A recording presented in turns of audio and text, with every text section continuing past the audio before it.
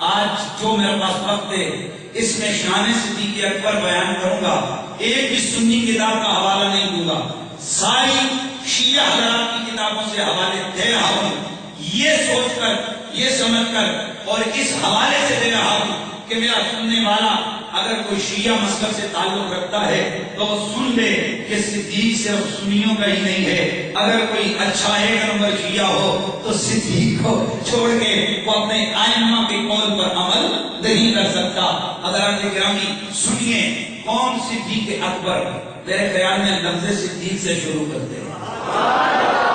میرا قرآن میں فرماتا ہے والذی جاء بالصدق وصدق به اولئک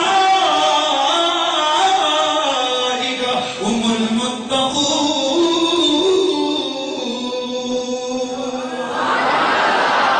فرمایا سنو وہ ذات کہ جو سچ لے کے آئی، اور وہ ذات کہ جس نے اس سچ کی تصدیق فرمائی ہے۔ دو کا تذکرہ ہو گئے، قرآن نے دو کی بات کی ہے، سچ لانے والا اور سچ کی تصدیق کرنے والا۔ رب فرماتا ہے اولئک هم المتقون، یہی تو پرہیزگار ہیں۔ یہی کون ہے؟ بولیے پرہیزگار ہیں۔ شاید آپ یہاں سے صرف ایک ہی بات قرآن کی پتہ چلی کہ قرآن نے ان کو پرہیزگار قرار دیا جنہوں نے سچ کی تصدیق کی اور سچ کو لے کے آئے۔ اب دیکھتے ہیں کہ یہ سچ کو لانے والا کون ہے اور سچ کی تصدیق کرنے والا کون ہے۔ سبحان اللہ کی سزا چاہتا ہے کہ وہ کب کرے گا۔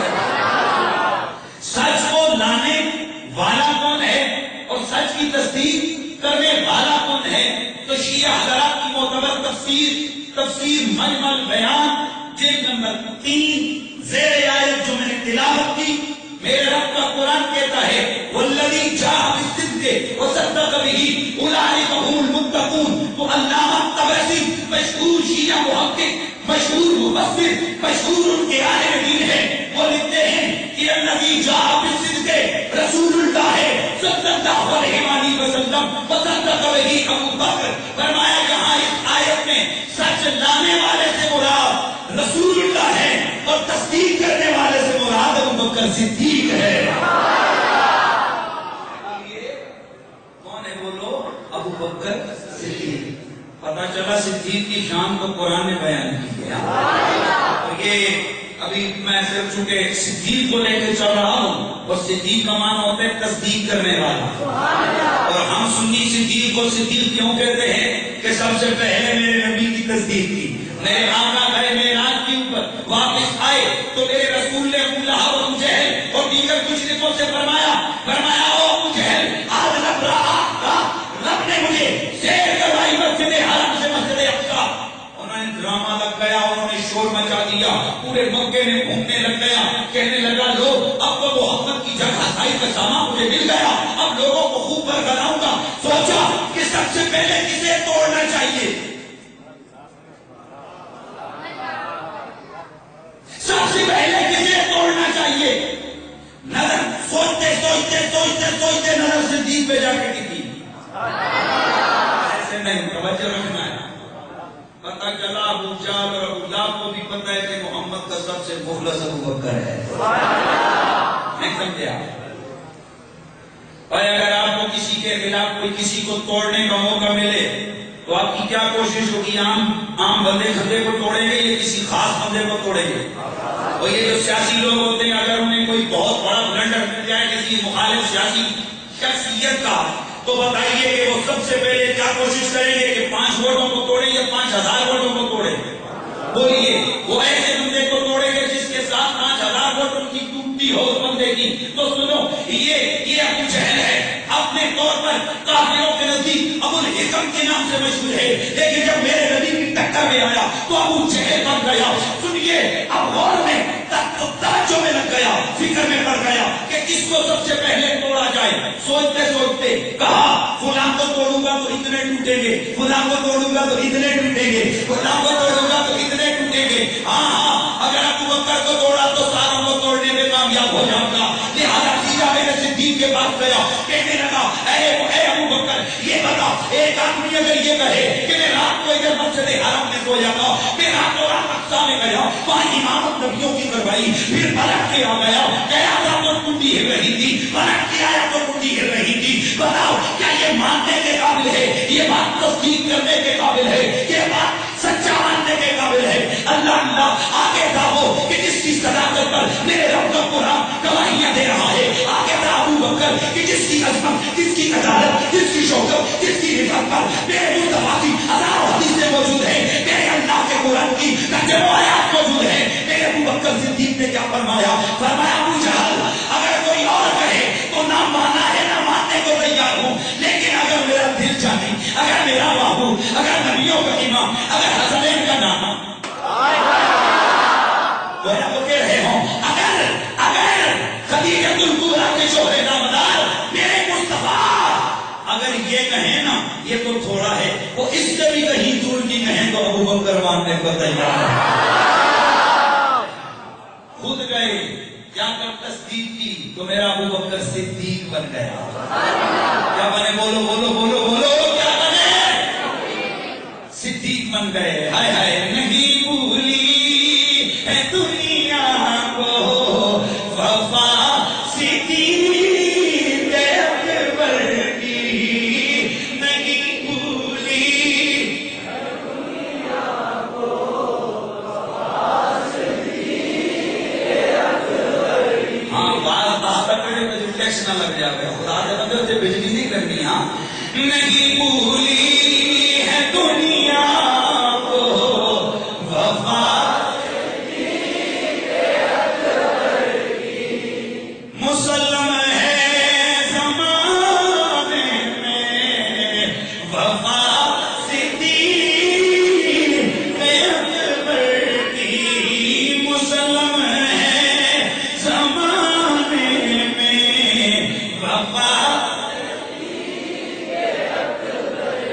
اللہ اللہ سنو ذرا، رجال کشی صفحہ نمبر 33، صدیق کی بات کرنی ہے نا میں نے، تو کیا پتہ اسی پہ تقریر پوری ہو جائے، لیکن کوشش کروں میں جلدی جلدی آگے نکلوں۔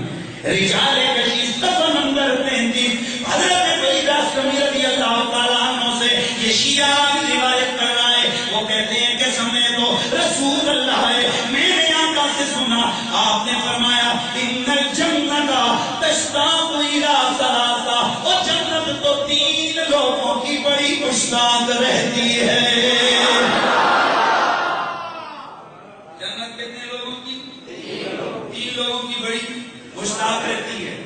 کہتے ہیں فیا ابو بکر، حضور نے اتنا کہا ہی تھا کہ حضرت ابو بکر ہے، یہ شیعہ راوی نے روایت کی ہے، اتنے میں صدیق اکبر آئے تو فقیر لہو، سرکار نے انہیں فرمایا یا ابا بکر، اے ابو بکر انت صدیق،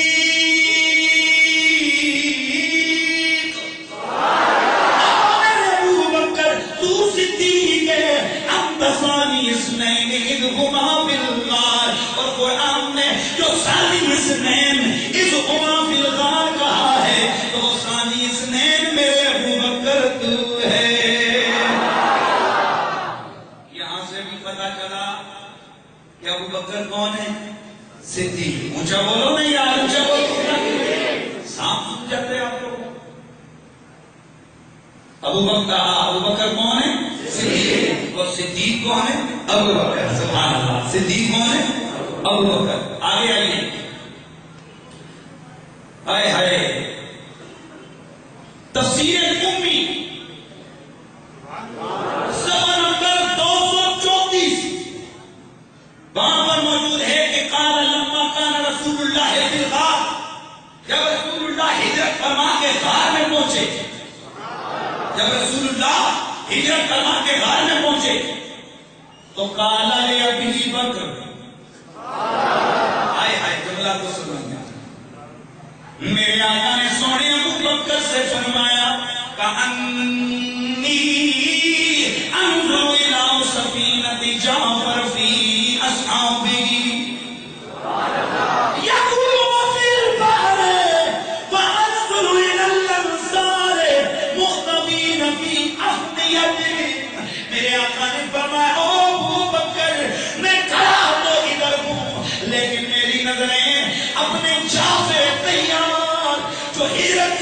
حبشہ میں گئے تھے، فرمایا میری نظریں اس کو دیکھ رہی ہیں کہ وہ اپنے دوستوں کے ساتھ جہاز میں بیٹھے ہیں۔ وہ اپنے دوستوں کے ساتھ کہاں بیٹھے ہیں؟ سمندری جہاز میں ہیں۔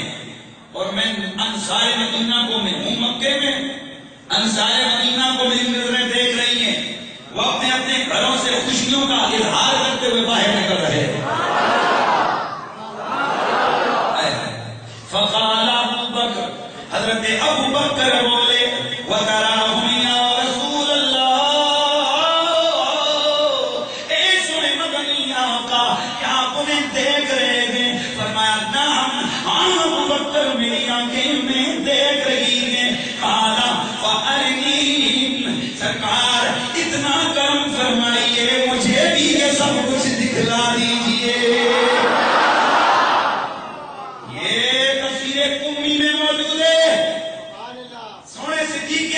کرتے ہیں سونے اگر آپ دیکھ رہے ہیں تو مجھ پہ بھی کرم کریں، میں بھی دیکھوں مجھے بھی دکھائیں۔ پتا چلا نبی دیکھتا ہے اوروں کو دکھاتا ہے، یہ فرق ہوتا ہے امتی اور نبی میں۔ نبی کو دیکھتا ہے، امتی کو دکھاتا ہے۔ فَمَسَحَ عَلَىٰ عَيْنِهِ فَرَاهُمْ، آقا نے صدیق کی آنکھوں پر اپنا ہاتھ پھیرا، بس انہوں نے حبشہ کا جہاز بھی دیکھا، مدینے کے صحابہ کو بھی دیکھ لیا۔ فقال له رسول اللہ، اللہ کے رسول نے فرمایا انت الصدیق، او میرے ابو بکر ابو صدیق ہے، نہیں بھولی ہے دنیا کو آدھا صدیق اکبر کی، مسلم ہے زمانے میں وفا صدیق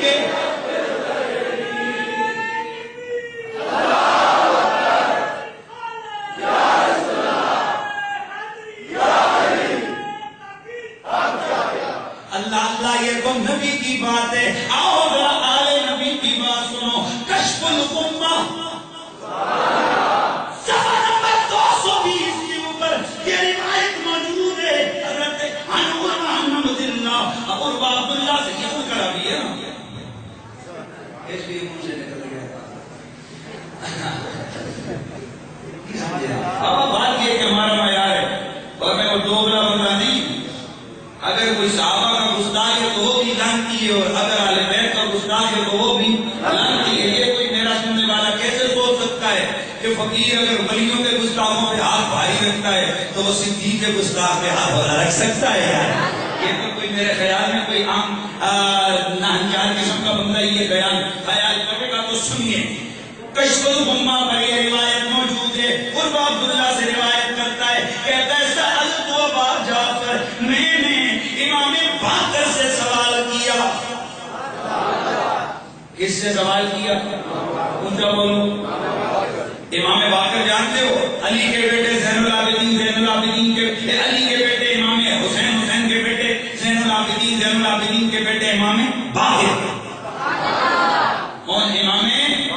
کہتے ہیں میں نے امام باقر سے مسئلہ سوال میں نے پوچھا، سوال کیا، مسئلہ پوچھا عن علیت السیوف، عن علیت السیوف، میں نے عرض کی نبی کے بیٹے اتنا بتاؤ، ویسے تو مرد کے لیے سونا پہننا حرام ہے، لیکن بتائیے کیا تلوار کے دستے پر سونے کی کڑھائی کی جا سکتی ہے یا نہیں؟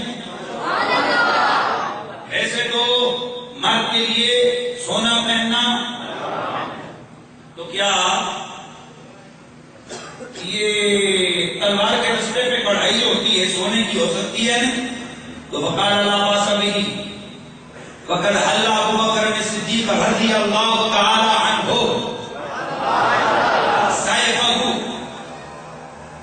تو آپ نے فرمایا کہ اے سوال کرنے والے سن، اگر تلوار کے دستے پر سونا لگا دیا جائے تو کوئی حرج نہیں ہے۔ پوچھا سرکار کیوں؟ فرمایا اس لیے کہ سونے ابو بکر صدیق رضی اللہ تعالی عنہ کی تلوار کا تختہ اس پہ سونا لگا ہوا تھا.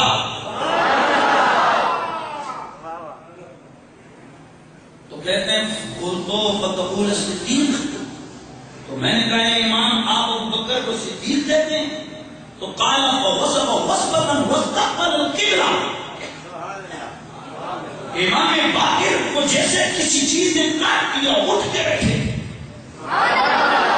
میں لفظ بولا تو جھٹکا لگا آپ کو, استعجاب کا جھٹکا لگا, جھٹکا لگا اور قبلے کی طرف منہ کیا. فقال نعم الصدیق نعم الصدیق نعم الصدیق. آپ نے قبلے کی طرف منہ کر کے فرمایا ہاں وہ صدیق ہے, ہاں وہ صدیق ہے, ہاں وہ صدیق ہے. من لم یکن لہ الصدیق ولا صدق اللہ لہ قولا فی الدنیا ولا فی الاخرہ. جو ابو بکر کو صدیق نہ کہے اللہ اسے دنیا میں بھی جھوٹا کرے, اللہ اسے آخرت میں بھی جھوٹا فرمائے.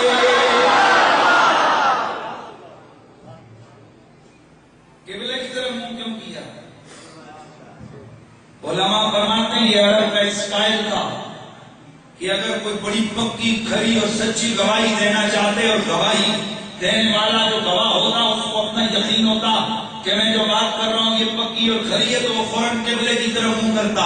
قربان علی کے بیٹے پر, قرآن قربان صدیق کی شان پر دو باتیں تو پتہ چلی ہے. کتاب شیعہ حضرات کی, سنی کی نہیں ہے. پتہ چلا شیعہ حضرات کی کتاب بتا رہی ہے کہ میرے امام باقر علیہ السلام حضرت علی کے پوتے آپ بھی اعلان کر رہے ہیں ابو بکر کون ہے بولیے.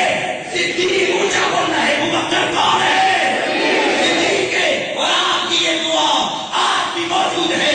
فرمایا اللہ جو صدیق کو صدیق نہ کہے, ابو بکر کو صدیق نہ کہے, اسے ادھر بھی پورا کرے. پورے بھی ہیں شکلیں دے لم کم رہ جاتی ہیں. ایک گل سمجھ آئی کہ نہیں آئی؟ سنی کو سچا ہے.